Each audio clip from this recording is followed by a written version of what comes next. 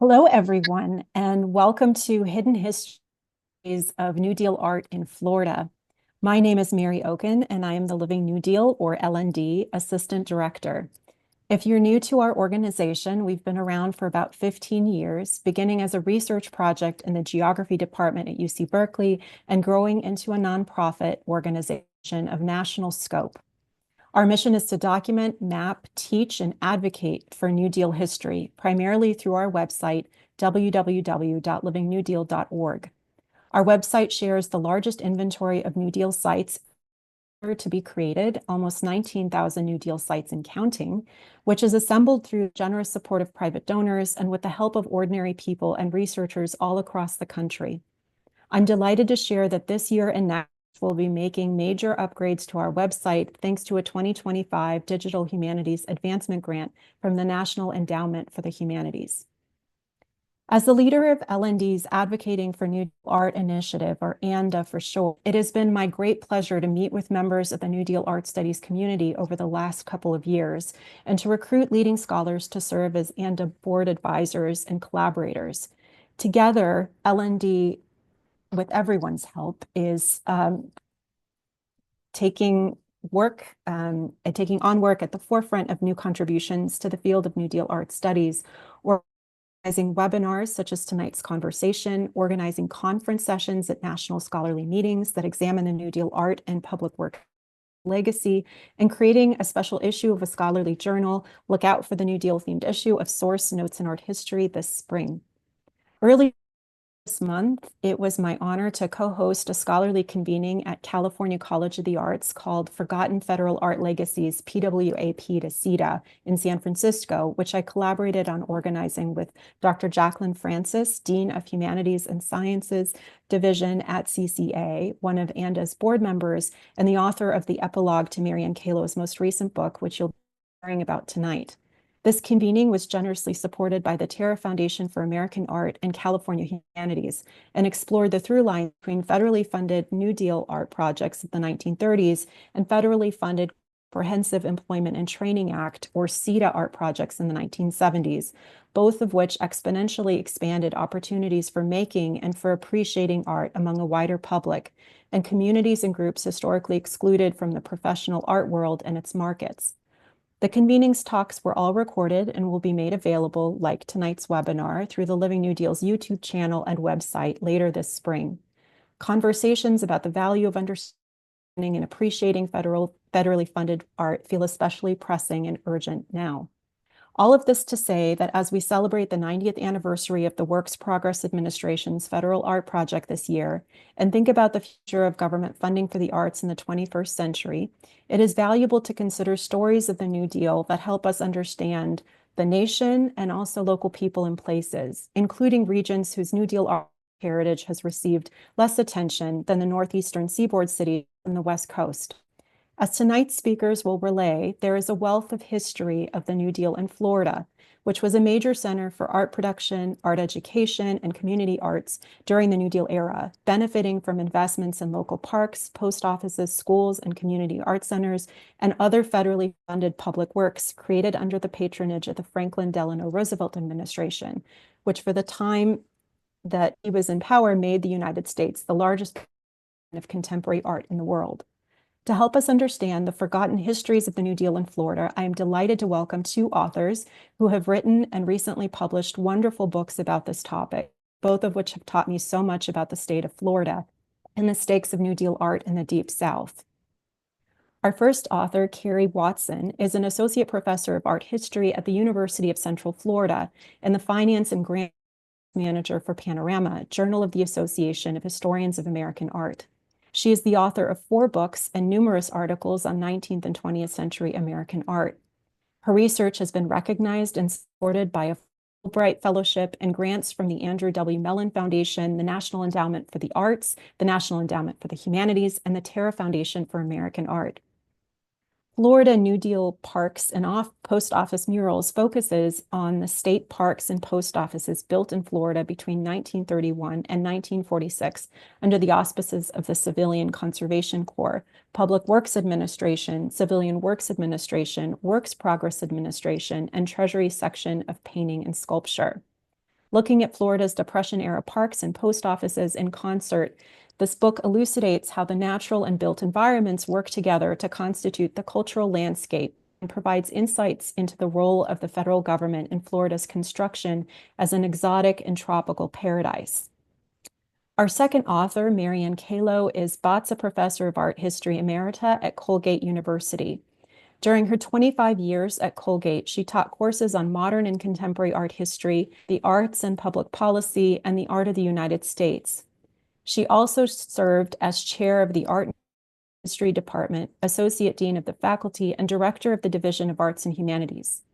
Calo is the author of 3 books and numerous articles, many of which address the critical discourse and institutional landscape that shaped the experiences and reception of 20th century African American artists in the interwar decades. Her most recent book, African American Artists and the New Deal Art Programs, focuses on the federal art projects of the WPA, whose skill and relief requirements are considered in terms of their impact on choices open to African American artists. Educational projects such as the WPA Community Art Centers feature prominently in this analysis. These facilities combined opportunities for technical instruction and art appreciation with a social service mentality.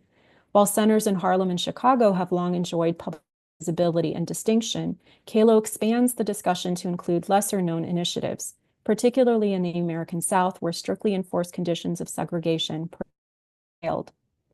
Shifting away from the traditional art historical emphasis on the accomplishments of individual artists, African American Artists and the New Deal Art Programs examines project participation and visibility from the standpoint of structural imperatives, logistical constraints, and practical outcomes. Calo argues that the revolutionary vision of the New Deal art projects must be understood in the context of access to opportunity, mediated by the reality of racial segregation. Finally, we're joined tonight by my Living New Deal New York chapter colleague, Jeff Gold, who spends time between the Big Apple and Florida. Jeff is an urbanist who has earned his living as an acquisitions editor, a partner at New Media Partnership JIA, and director of the Institute for Rational Urban Mobility, an eco-transport nonprofit. He also chairs the steering committee of the Metro New York Healthcare for All campaign and serves on the board of the National Jobs for All Network. He's active in electoral politics at the local, state, and national level. I've asked Jeff to respond to our authors tonight and participate in the Q&A. And now, Keri and Marianne, please take it away. Thanks, Mary. Let's see, let me share my screen. All right. Well, wonderful. I'm so happy to be here and see so many friends in the participants' names. So thank you for inviting me. I'm thrilled to talk about my research on Florida's New Deal parks and post office murals. Even before the stock market crashed on October 29th, 1929, the Florida economy was depressed from 2 major hurricanes, a citrus export embargo, and the collapse of the real estate market. Florida desperately needed the relief promised by Franklin Delano Roosevelt's New Deal and actively participated in and benefited from a number of federally sponsored initiatives during the Great Depression. As part of Roosevelt's New Deal, Congress passed the Federal Park, Parkway, and Recreation Study Act that asked state planners to evaluate their conservation and recreation efforts and to create an inventory of properties that could be developed into parks. Seeing an opportunity to use federal dollars to develop state parks, Florida legislators designated Royal Palm State Park in Paradise Key the site of the first civilian conservation corps camp in the state. The CCC ultimately employed nearly 50,000 men in Florida between 1933 and 1942 and operated 35 camps across the state. The WPA constructed another park, Ravine Gardens in Palatka. These parks helped establish the Florida Park Service, which today is one of the largest and most heavily used systems in the country, with more than 160 parks, 10 state trails, and more than 800,000 acres of protected parkland. Although many New Deal programs, such as the CCC and WPA, were designed to provide work relief, in 1933, George Biddle encouraged his old college friend, Roosevelt, to extend his program to artists, arguing that our mural art, with a little impetus, can soon result, for the first time in our history, in a vital national expression. Encouraged by Biddle, Roosevelt established the Public Works of Art Project in December 1933 to commission visual artists to create decorative embellishments for federal buildings. Because of its success, it was replaced with a permanent program, the Treasury Department Section of Painting and Sculpture, which was established on October 16, 1934. This program, most commonly called the Section, sponsored more than 1,400 murals and close to 300 sculptures created by 850 different artists in 1,300 towns and cities between October 1934 and July 1943. And what a wonderful resource Living New Deal is to find all of those and see them near our homes. But unlike the WPA programs, including the Federal Arts Project that I know Marianne will tell us much more about, and the Treasury Relief Art Program, which provided commissions to artists based on economic need, the section selected artists through regional contest and by invitation. Artists submitted drawings based on guidelines that specified subject matter and format, and juries of distinguished artists judged the submissions. The best drawings were then sent to Washington, D.C. for approval.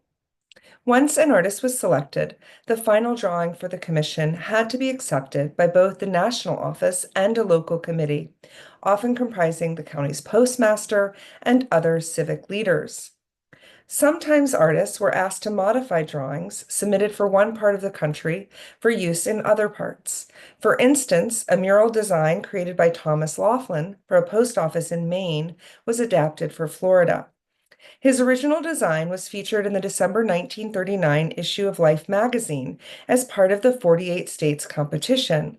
But despite the national attention it had received, local jurors, including Postmaster Marie Stinson and the members of the Women's Club, felt that an ocean scene was not appropriate for Defuniak Springs, a location notable for its spring-fed lake and rolling hills about 50 miles north of the coast. Feeling that Laughlin, who was born in Maine, would not be able to capture the beauty of the Florida landscape, Hollis Holbrook of the University of Florida even sent an appeal to Washington asking them to choose a different artist. Instead, Laughlin was invited to submit a new design featuring the town's historical downtown area, which he did and which was installed at the post office, which you see here at the right. Although strictly speaking, a mural is a painting created directly on a wall, most of the murals created for post offices across the country and in Florida were in fact oil paintings on canvas that were then glued to the wall, usually the horizontal space above the postmaster's door, as you see here in Florida artist Joseph D. Meyer's mural, Settler Fighting Alligator from Rowboat. This was the last section mural installed in Florida. It was completed in 1946 and actually didn't get hung until 47 because of some water problems in the post office. So this was the very last one in Lake Worth, which is down south, Palm Beach County. Between 1938 and 1946, from Milton to Miami, 14 artists were hired by the section to paint 13 murals and carve 3 relief sculptures to decorate Florida's 16 newly built post offices. Post office murals gave many people their first encounter with original works of art and made art a part of everyday life, and most municipalities in Florida were pleased with the murals. The positive reception may be related to the section's insistence on morally uplifting themes.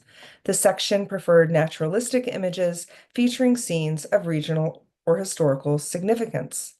Per their instructions, specific subjects included the Postal Service and its history, methods of communication and transportation, specific events or individuals in national and local history, American Indians, the exploration and settlement of America or the locality, agriculture, conservation, and rural life, local products, industry, and commerce, and allegorical themes like law, justice, progress, and the interrelationship of industry and agriculture.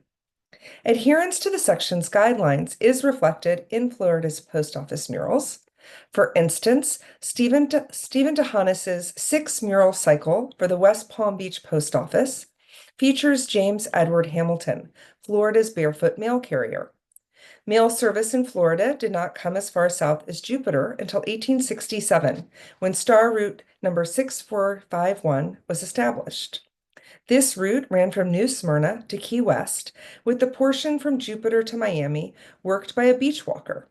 In use from December 18, 1884 until January 22, 1893, this route was nicknamed the Barefoot Mail Route, and Ed Hamilton was by far the most famous of our barefoot mail carriers because he disappeared under mysterious circumstances. Pietro Lazzari's murals, the only true fresco murals in Florida, which were painted in tempera directly on the walls of the post office in Jasper, which you see here, are another example of including both local life and mail carriers. Although Lazzari had worked with the Futurists, his murals for the post office in Jasper offer a naturalistic, even folksy portrayal of the town's history and industry. Harvest at Home depicts white and black men laboring, getting turpentine from pine trees, hoeing, picking, and drying tobacco, and sawing logs. Whereas News from Afar depicts a couple with a baby in a cradle receiving their mail over on the left, while an older man sits whittling behind them. In the center, another mailman in a horse-drawn carriage delivers a letter to a woman.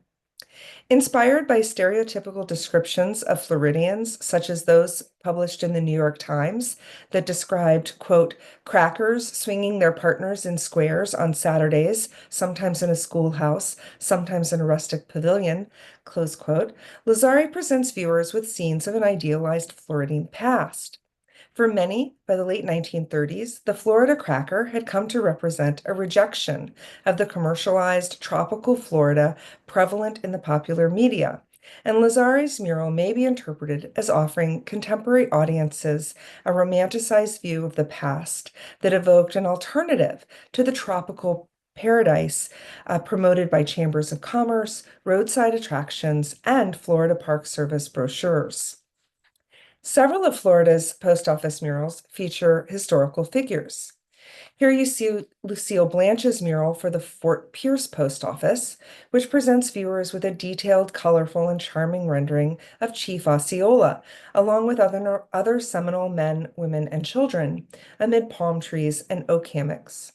An idyllic yet industrious view of early Florida life, Chief Osceola stands in conversation with 3 men, while a younger man stands above a recently slain Florida panther, and another fishes along the Indian River. 2 women in colorful Seminole patchwork dresses stand beneath a chickee hut with a young boy. And here is one of 8 murals created for the old post office in Tallahassee, created by Edward Buck Ulrich. This one depicts the Tomocan chief Satarura welcoming René Delaunayre, founder of the French colony at Fort Caroline, who landed in present-day St. Augustine in 1565. When Jean Ribault first explored the area in 1562, he erected a column bearing the coat of arms of the Queen of France, which Ulrich has depicted here between the leaders. Other murals include representations of popular landmarks. Here you see Florida artist Denman Fink's mural for the Lake Wales Post Office that includes a depiction of Bok Tower, a 60-bell Gothic-style carillon designed by Milton B. Mettery and sculpted by Leo Lowry, which was built for Edward W. Bok, the editor of the Ladies' Home Journal, from 1889 to 1919. He purchased land in Lake Wales in 1923, part of the Florida land boom, and enlisted noted landscape architect Frederick Law Olmsted Jr. to transform his new property into a lush garden. And he imported about 100,000 azaleas to do that. The 205-foot tall tower was dedicated on February 1st, 1929 by President Calvin Coolidge. Florida murals also offer scenes of industry and agriculture, and Fink has included men picking and packing citrus in the foreground.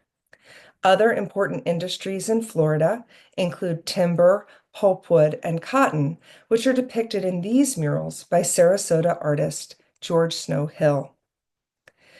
Between 1931 and 1946, under the auspices of the Civilian Conservation Corps, Public Works Administration, Civil Works Administration, Works Progress Administration, and the Treasury Section of Painting and Sculpture, state parks and post offices were constructed in Florida.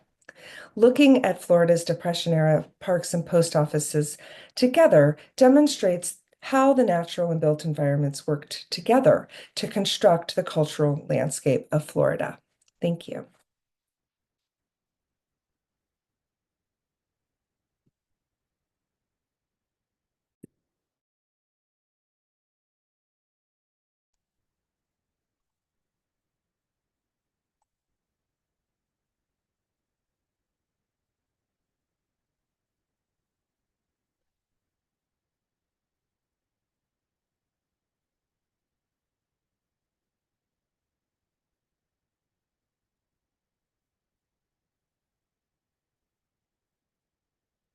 I'm working on this screen thing. For some reason, it is not sharing, but here we go. Okay.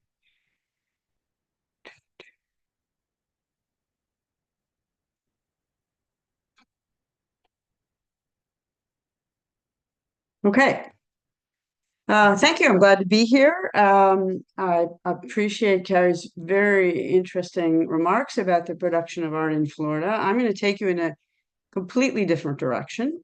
And I want to first talk a little bit about, I'm going to leave this slide up as I speak, how I came to this topic, because it's really very different from the general focus that a lot of New Deal art history has had on the production of artworks, as we just seen on the production of artwork in Florida. I was actually interested in something else, and that is the general landscape of opportunity particularly in the WPA federal art projects, but also in a broader sense in the New Deal art programs.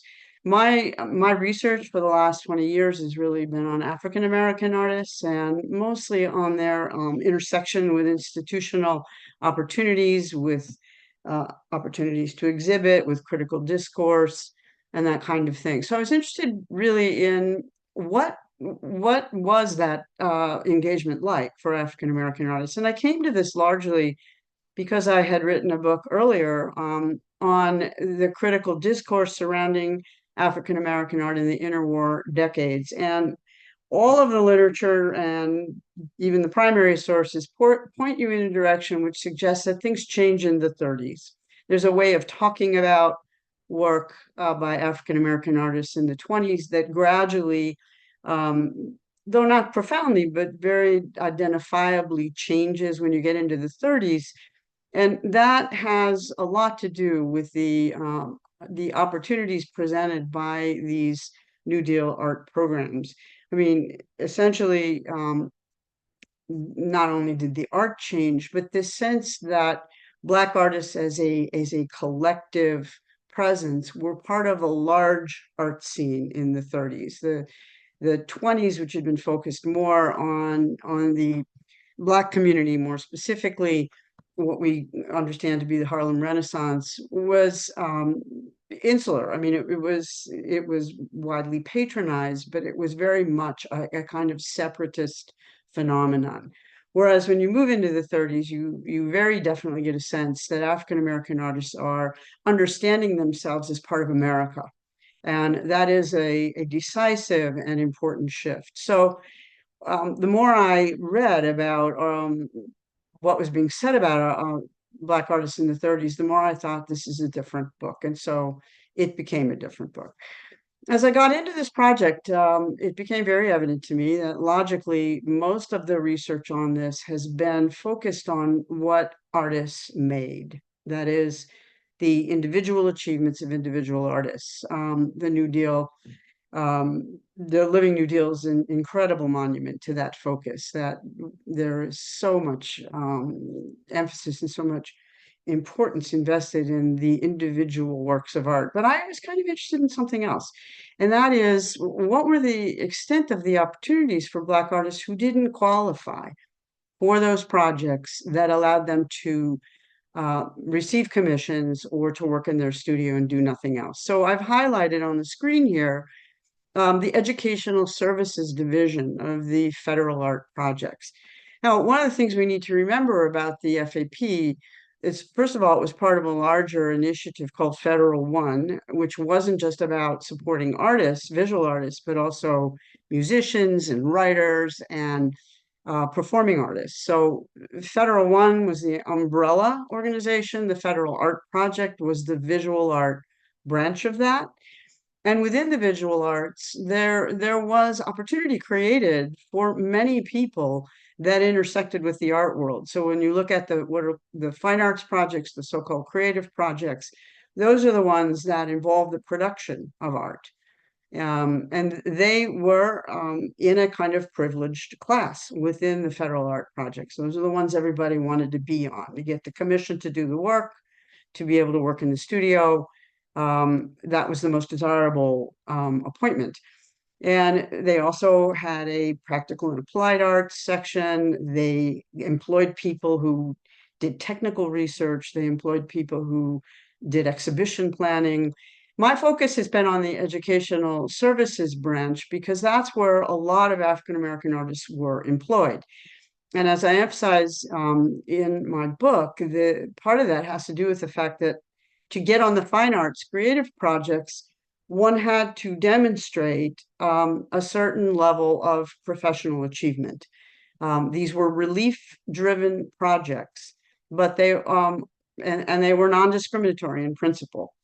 However, you had to, in order to be classified, as you see on the left side of the screen, as professional, skilled, intermediate, unskilled, or what have you, you basically had to demonstrate where you'd gone to art school, do you have an exhibition record, who's your dealer, and so forth. Now, a lot of African-American artists had historically been denied the opportunity to create that kind of credential record, right? That kind of dossier. So if they were working as artists, they would be more likely to either, if they're on the fine arts projects, to work under supervision, or they were often employed by the educational projects where the criteria were very different and not quite as stringent. So I'm going to focus on the educational services and specifically what were called the community arts centers. Now, you had an excellent webinar not too long ago on the wonderful exhibition that was in St. Louis, Missouri on the 1930s, and the webinar was terrific, and the conversation between the curator of that show and John Ott. And the St. Louis Community Arts Center, St. Louis People's Arts Center was one of the last community art centers, but community art centers were a very important part of Holger Cahill, who was the director of the Federal Art Project, his view of democratizing art.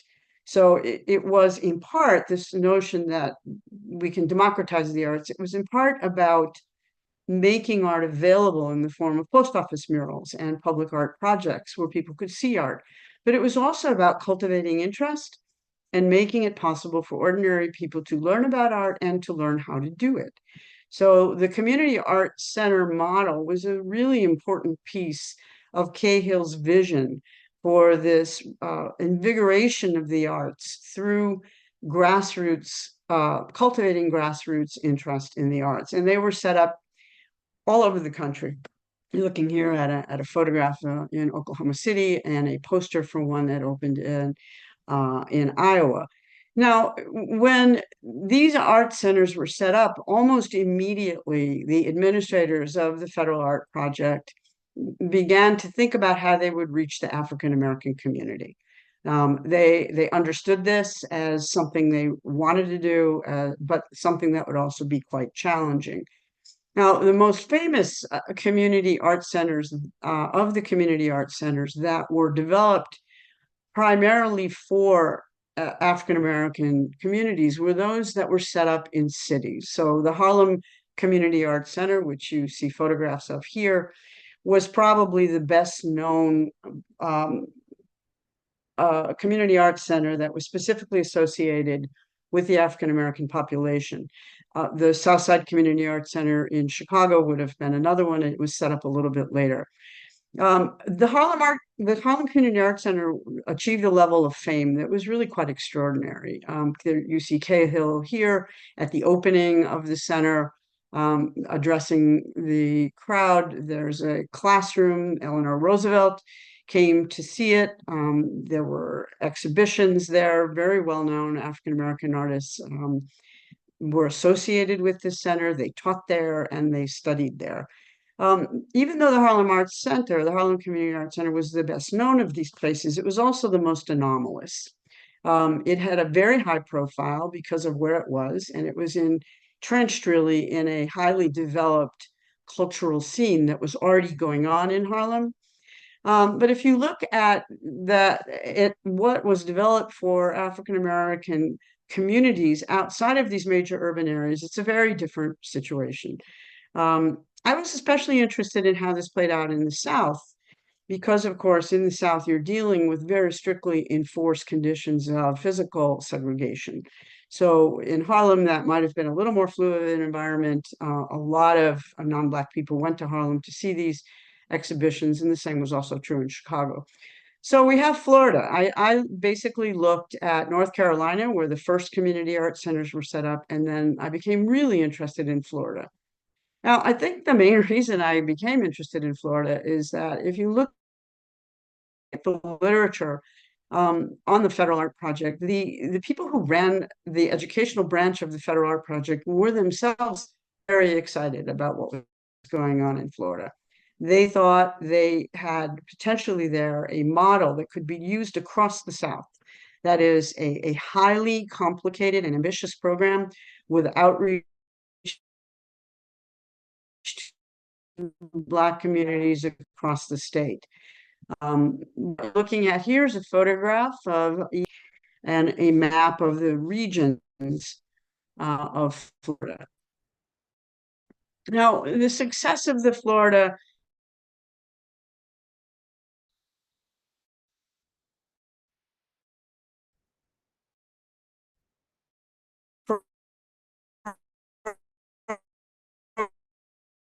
programs, and I'm talking here primarily junior with whom she worked. Harry Sutton was a graduate of a technical college, and there he went on to become the director of the Jacksonville, what was called the Negro Extension Gallery. Now, let me back up a minute and tell you what that means. An extension gallery was a model that was introduced into the Federal Art Project that allowed for there to be a community art center in a major place that then could create smaller satellite programs that extended out from it. And a lot of these extension galleries were developed in rural areas, and they weren't necessarily race identified. But in the South, they were a mechanism, if you will, extension gallery for a physically segregated population that would never have been able to use the regular or the mainstream primary community art centers. So extension galleries were set up in the South to accommodate Black populations. In Florida, there were a lot of them. There were at least 8 extension galleries in the state of Florida, 4 of them for specifically for African American populations. So Harry Sutton was a real entrepreneur. He was a gifted administrator. He was very ambitious for this program, and his work was supported and promoted by the project administrators. Now, his first place, the first place extension gallery that you see for the Black population in Florida was in Jacksonville, and it was set up in the Clara White Mission in Jacksonville. The Clara White Mission was established by Eartha White. Clara White was a former enslaved person who went on to do a great deal of humanitarian work in the Jacksonville area, and then she was followed in that by her daughter, Eartha White, who actually greatly extended the impact of this work. And the Clara White Mission, when established, was named by Eartha, who established it for her mother, who had initiated this humanitarian work. So it was set up in a tough neighborhood by Sutton's own account. It was an area where there's very little exposure to art.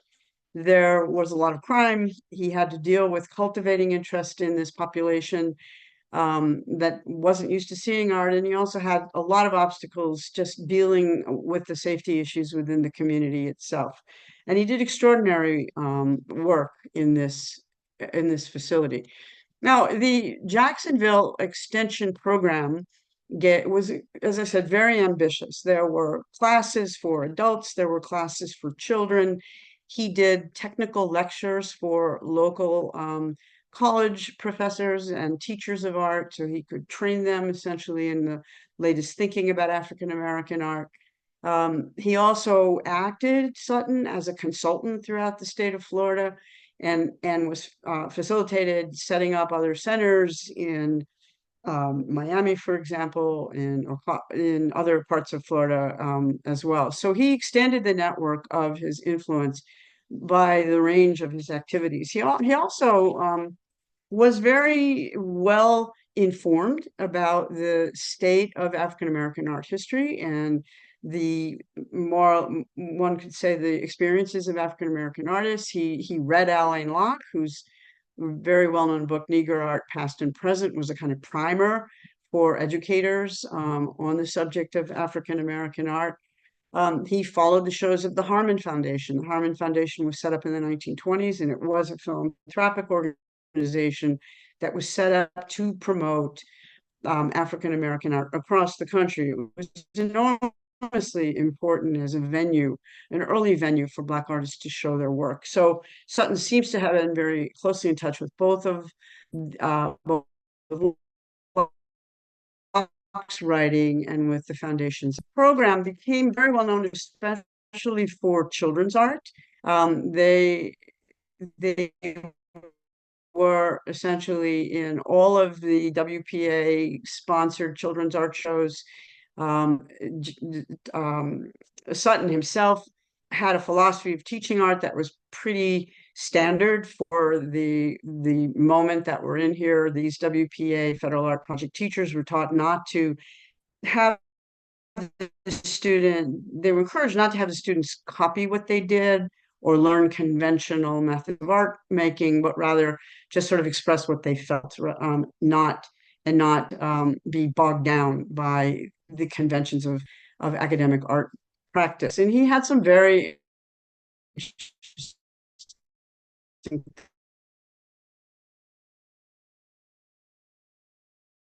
to say about this. For example, so in the morning, he said the morning students heard music downstairs in the mission. They were rehearsing spirituals. And so they painted in a certain way. And the students who were in the afternoon classes, their work was informed by a music store next door that was playing jazz. So he noticed the students making different work in the morning and afternoon, depending on the music they were actually exposed to.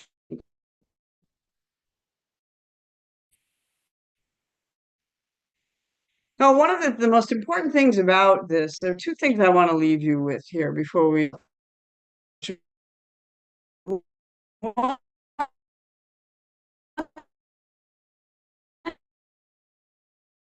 is that in the Federal Art Project. The Federal Art Project did not have units dedicated to African American culture or creators. The Theater Project did, very famously. There was a Negro Theater Project. There was a Writers Project. There was a Music Project. But the Art Project was ostensibly or nominally race blind. But inside of the Federal Art Project, they began to talk about this idea of having a Negro unit in the art project. And that was because of the coordinated and extremely ambitious movement that had taken place within the state of Florida. They actually believed that this could be a model for the South. The success they achieved in Florida was held up as possibly a model for all of these states in which they simply had to deal with the physical separation of the races. And the second thing I want to emphasize here is that there was a lot of movement towards establishing a permanent art and culture center out of the Jacksonville Extension Program. What you're looking at here are two photographs of a project that actually was at least partially realized. Eartha White built a historic art museum. She and Sutton worked hard together to try and figure out how they could turn the Jacksonville Center into a permanent place. There's very little of recovered history on what happened to this place. It clearly exists because you can see a photograph here of a sign in front of it and another photograph of the historic museum itself. So a lot of these records have been lost, but it's important to remember this because one of Cahill's great ambitions for these community arts centers was that they would become permanent community centers. That was his hope. He didn't want this to be temporary, and a number of them did. In terms of Black identified community arts centers, the Southside Community Arts Center Chicago is still in operation.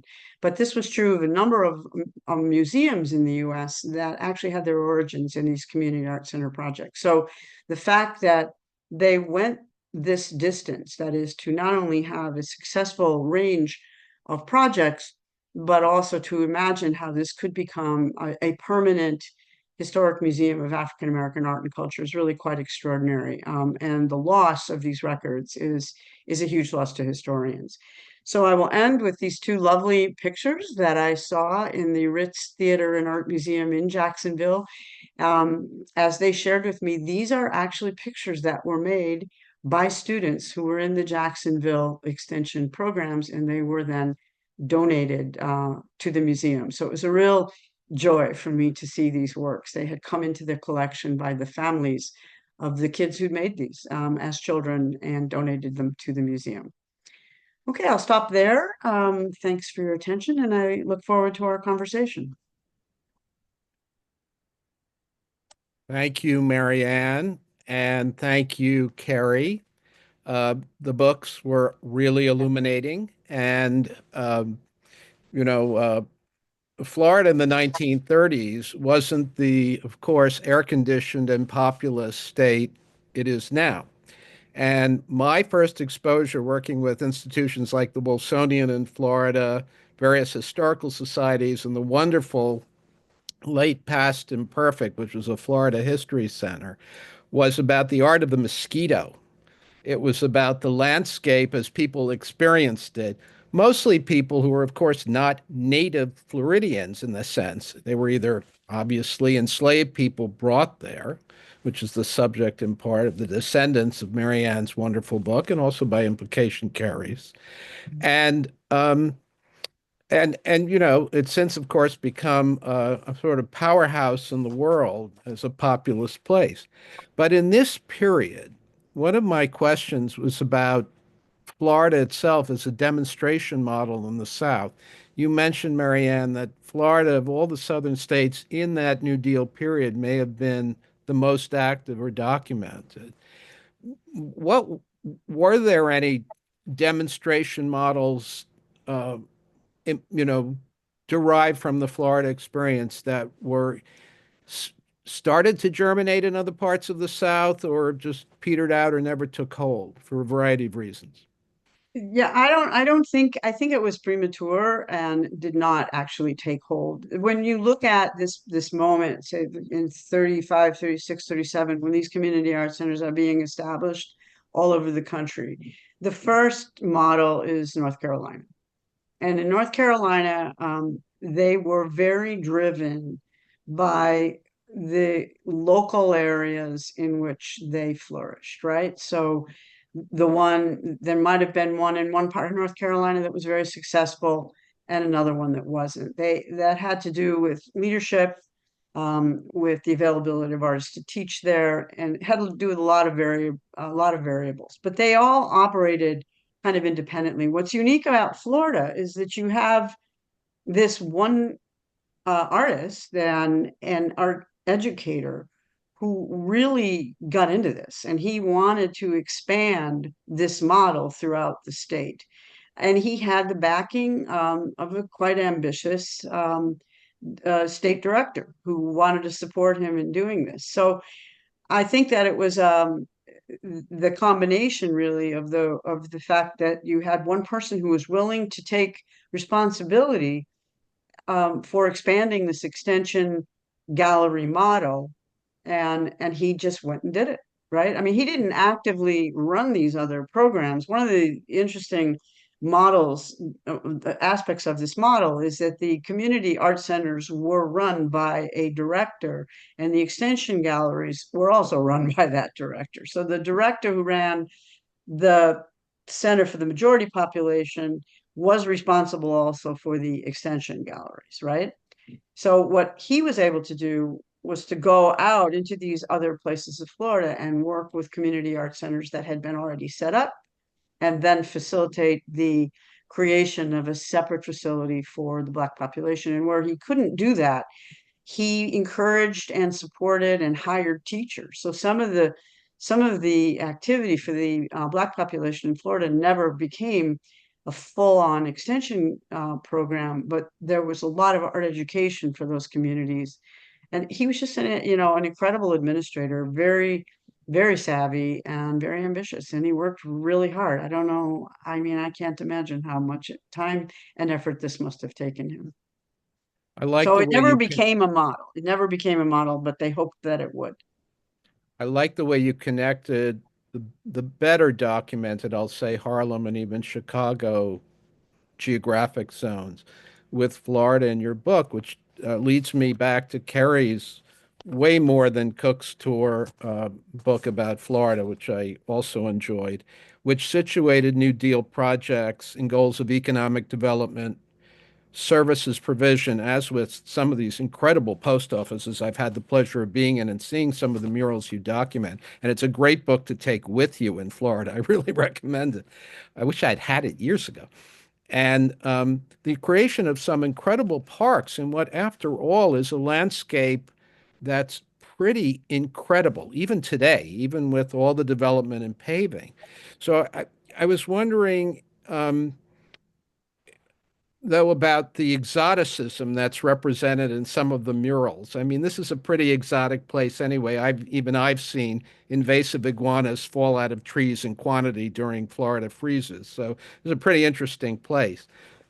How do you view some of that, and what were they sort of selling that you can survive here?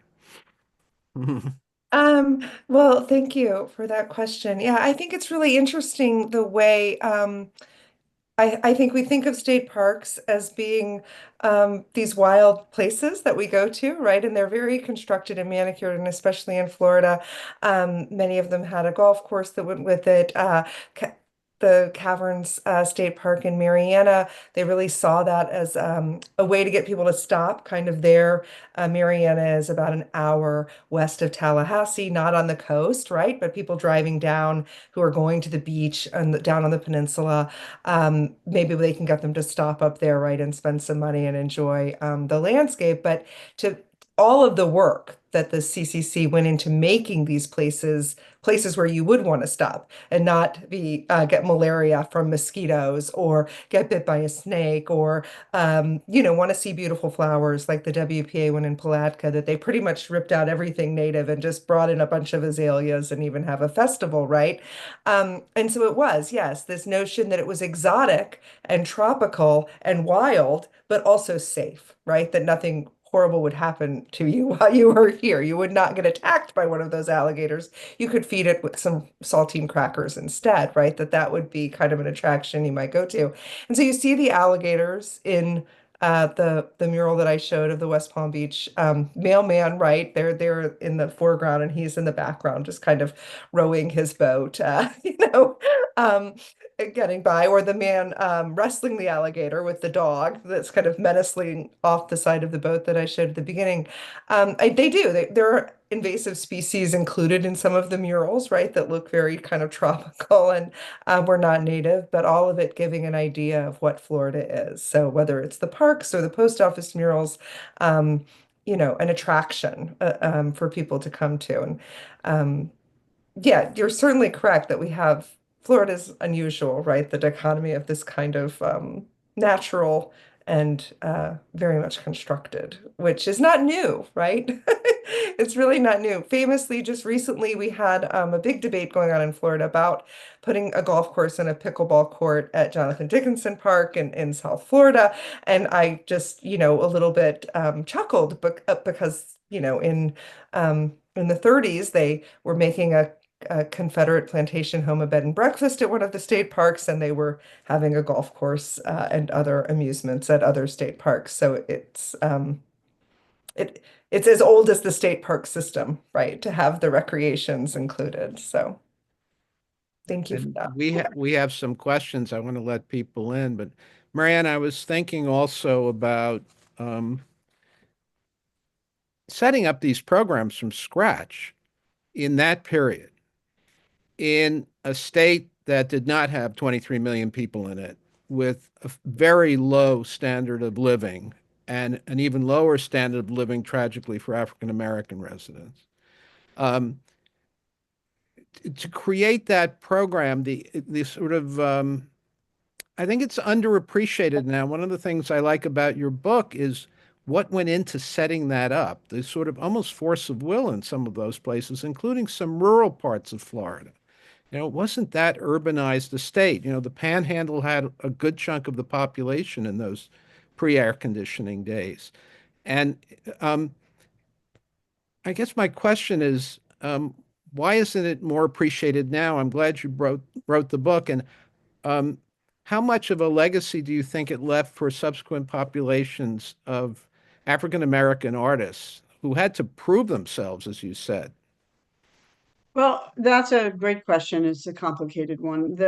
One of the reasons that we know so much about the Harlem Community Arts Center and the Southside Community Arts Center is not just that they were in urban areas where people were paying attention to the arts. Some very well-known artists came out of those programs. So you have, for example, in Harlem, the generation of artists that taught at the Harlem Community Arts Center also studied there, and they went on to have significant careers. In these community art centers in the South, that was not the case. They were really organized for the community, and in the way these programs ran, the WPA paid the salary of the teachers, but the community had to actually provide backup. They had to rent a facility. They had to. I'm not remembering exactly. I think I did get into more detail in the book, but this was a shared expense. So the only way these extension galleries could be set up would be if there was a community interest and support there, right? So they often partnered with HBCUs, with high schools, with community organizations. Now, an interesting thing happened in Florida that the federal art project was very proud of what went on in Florida, but they were a little suspicious of the director because they felt that she just, she strong-armed people in Florida to support these community art centers, and she didn't have buy-in. Cahill was all about buy-in. Let's give art to the masses, but they have to want it. We have to make them want it, and there has to be community investment in it. And Fuller kind of went around the state twisting the arms of civic leaders to take advantage of these programs. And in Jacksonville, she had Eartha White, who was the most prominent Black philanthropist in Jacksonville, who was really connected not only to the citizens in the Black community, but also to politicians. So there was a little bit, it's interesting you point out, Jeff, that this wasn't easy to do, but at the same time, to do it by kind of strong arming people and pushing a handful of people to get behind a project was considered a little bit suspect. So it was kind of a rock and a hard place thing for them. They wanted the extension of these programs, but they also didn't want to just see one or two people getting in there saying, we're going to do this for our community. So it was interesting. And the legacy is complicated. There are many, many, many African American artists who were on the projects, had very good memories of their experience on the projects. So I think in terms of legacy, it was considered to be a very positive infusion of energy, attention, and opportunity for the Black population. My book raises some questions about that.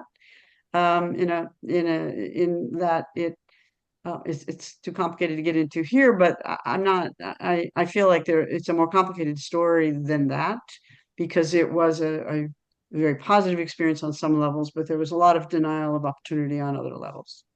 Let's get to some questions quickly. And Keri, I want you to tell us the ones that got away before we leave.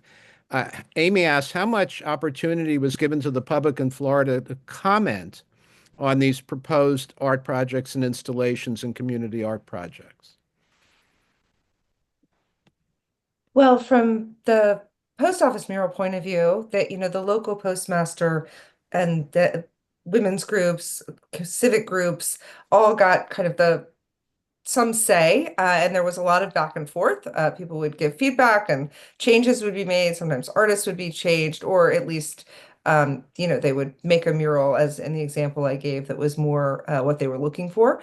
Most of the artists came down and met with the local population. Of course, I mentioned Hollis Holbrook. He was a faculty at UF, and he wanted that mural project. He did 3 murals in the country, but none of them in Florida. And that is kind of the case, as you read about post office murals. You see a lot of that, right? But three of the artists were from here, and then a few moved here after making the murals. So certainly there was that. And then for the legacy today, I can say that I give talks for Florida Humanities around the state on this topic, and most of the time people bring me photos of like their dad working on the CCC, in one of these camps, and people really feel a sense of excitement and ownership and want to know where the closest mural is to their house. They want to go see it, and they're, for the most part, they are fairly well received.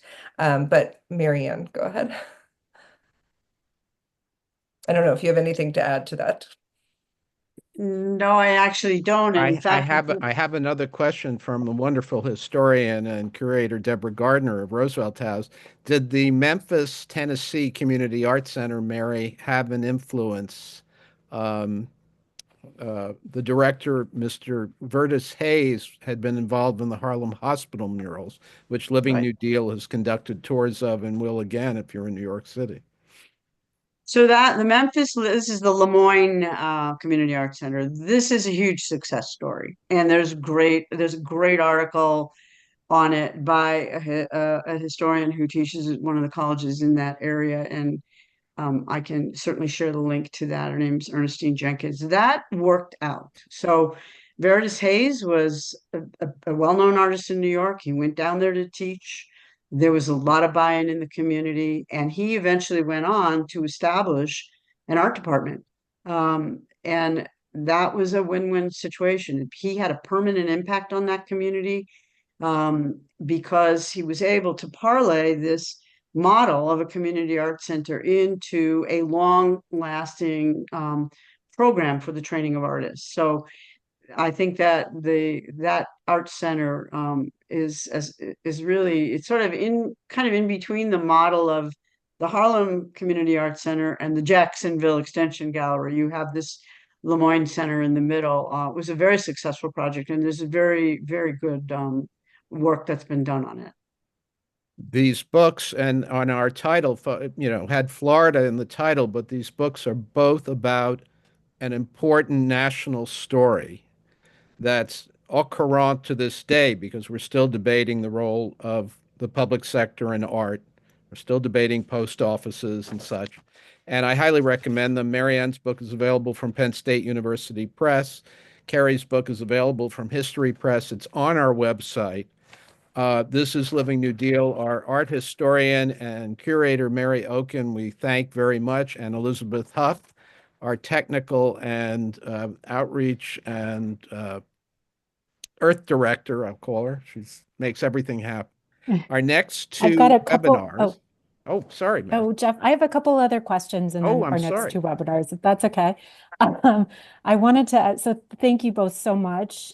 We've had a couple of other questions, so I don't know if we have time to get to all of them, but I wanted to ask you both one question, which is, part of the conception of the Advocating for New Deal Art initiative is to think about future directions. Where would you like to see research in the history of the New Deal and New Deal art in Florida go? And what advice might you have for people who are interested in following your footsteps in research regionally? Keri, go ahead. No. Well, I think there's so much exciting work to be done, right? Following the questions where they take you. A few of our murals were destroyed during some, a lot of these murals have been moved to new post offices, and a few were destroyed when that happened. And then there are other projects across the state that are, in danger. So I think the more that people get interested and excited about things near them and to contribute to the Living New Deal. Between that and, there are some guys who are really interested in these post office murals around the country who take a lot of photos as well and document a lot of things. And it's really feels like crowdsourcing. And so I think it's fun to get involved in that. That's not really a scholarly question as much as an exciting question to follow. But, Florida always we think of vacation, beach, and there's so much more. And so I hope people will come and see the parks and the post office murals and community arts center legacies, and to continue to follow those in the footsteps of those before us. Marian, I'm sure you have a scholarly question that people could follow. No, I mean, I think that there is a lot of work to be done. I do have some very specific things though, because I'm retired. So I'm relying on the next generation to continue this work. And one thing I benefited from tremendously and would suggest to anyone interested in this is to talk to local historians, to talk to regional historians. A lot of what I learned about what went on in these community art centers in Florida, I learned from people who are not professional historians, who are just really interested in this question, right? So following leads through working through the local historians, through advocacy groups, this is enormously important. And I am fixated on the availability of newspapers. Copies of old newspapers are enormously important to the work that I did, and I had a really hard time finding them. There were a number of African American newspapers in Florida.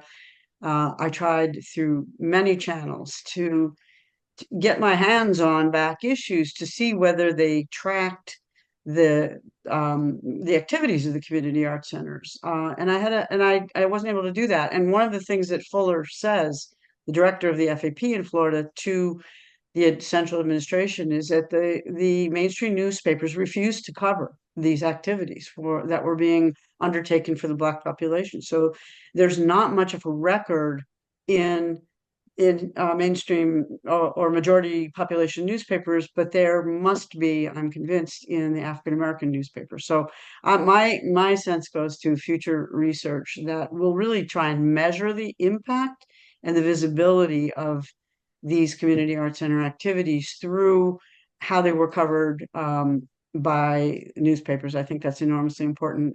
This is an archivally driven project, and it just needs a lot of people doing, talking to whoever knows anything about it, whomever they can find.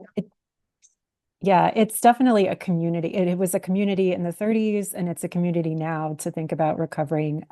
Thank you, Keri, for bringing up crowdsourcing. I'll just give a plug for the Living New Deal scavenger hunt, which everyone is invited to. Please join us. Please tell students, assign your students to look for New Deal sites.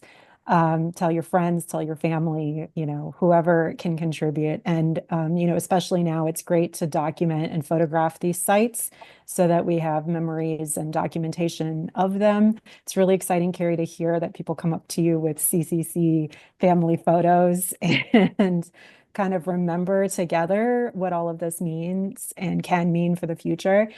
I also, Mary Ann, I'll have to just share from a personal experience of my first encounter speaking to Ann Calo. She mentioned the tangible and intangible legacies of New Deal art. So the actual objects and then these communities and connections, social connections that last.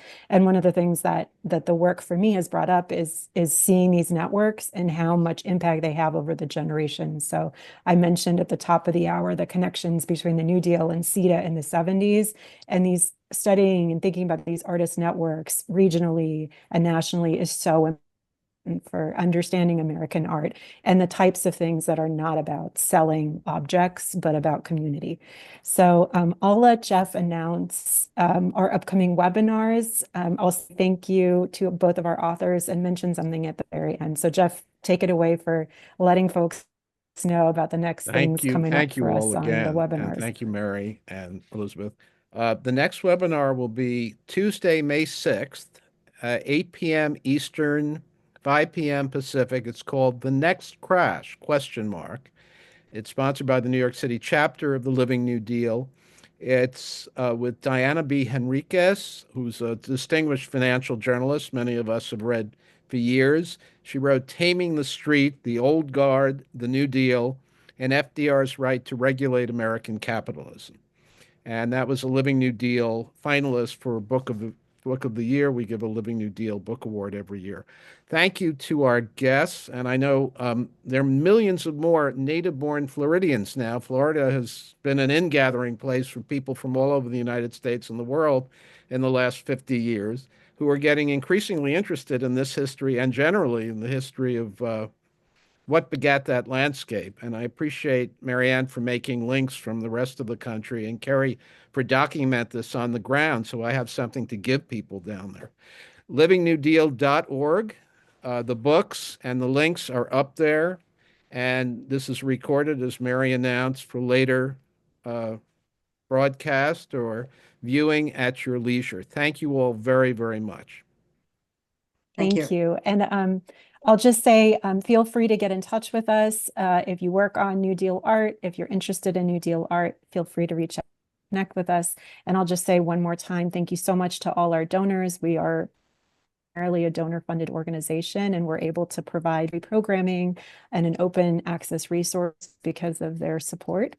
So thank you so much for making this webinar possible. Thank you so much to all of our speakers, Mary Ann and Keri and Jeff, my colleague. We will see you down the road for our next webinar. Take care. Thank you. Bye.